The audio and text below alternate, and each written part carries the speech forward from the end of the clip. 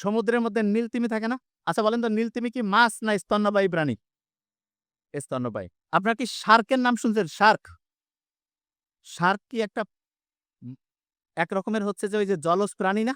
Shark. একটা ষাঁড় গড়ে ৪০০ বছর বাঁচে। ৪০০ বছর। আর সবচেয়ে বেশি যে শার্কটা বাঁচে এরকম ৭০০ বছর পাওয়া গেছে যে এরকম একটা শার্কও বাঁচে। ৭০০ বছর। আমাদের দাঁত সারা জীবনে কয়বার চেঞ্জ হয়? একবার ছোটবেলায় উঠে, আরেকবার দাঁত পড়ে যাওয়ার পরে আরেকবার। সাধারণত কয়বার চেঞ্জ হয় আমাদের দাঁত? ২ বার। শুনলে অবাক হয়ে যাবেন। শার্কের যে শরীরের যে দাঁত ২০,০০০ বার থেকে ৩০,০০০ বার চেঞ্জ হয়। শার্কের শরীরের দাঁত। এবং ওদের দাঁতটা কিভাবে চেঞ্জ হয় জানেন? ধরেন যে ওদের সামনের সারির দাঁতগুলো আস্তে, আস্তে পড়তেছে।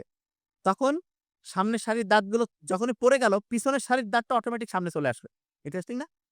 তার মানে সামনের সারির দাঁত পড়ে গেছে, সামনে চলে আসছে, সামনে চলে আসছে। এইটা হচ্ছে শার্কের ক্ষেত্রে। আচ্ছা আমাদের শরীরে হাড্ডি আছে, গোস্ত আছে, ঠিক না? আচ্ছা আপনারা কি ওই যে গরুর মাংস, খাসির মাংসে কুরকুরি চিনেন?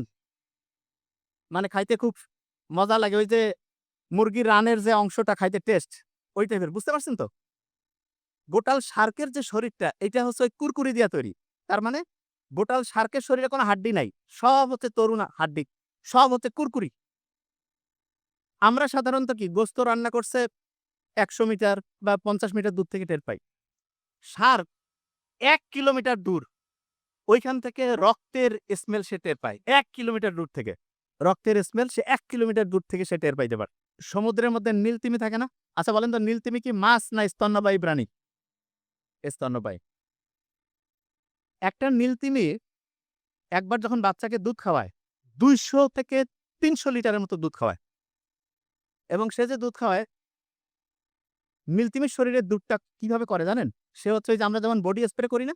এরকম ওই তার শরীর থেকে ওই দুধটা সে হচ্ছে বাচ্চার শরীরে স্প্রে করে। আপনার নরমালি কি মনে হবে? নীল তিমি তো থাকে হচ্ছে পানির মধ্যে। পানিতে আপনি যদি একটা হচ্ছে এই যে গরু দুধ যদি হচ্ছে দেন, তাইলে ওই দুধটা পানিতে মিশে যাবে না? আল্লাহ কি সায়েন্টিফিক! নীলতিমির যে শরীরে যে দুধটা তৈরি হয়, সেইটার ৪০ থেকে প্রায় ৬০% হচ্ছে ফ্যাট। আর আমাদের এই যে গরু, ছাগল এগুলোর শরীরে যে দুধ পাওয়া যায় এগুলো ৮ থেকে ১০% ফ্যাট। যে ভাইয়া ফ্যাট হইলে লাভটা কি? ফ্যাট মানে চর্বি। বলেন তো চর্বি আর পানি একটা আরেকটার সাথে কি মিশে না?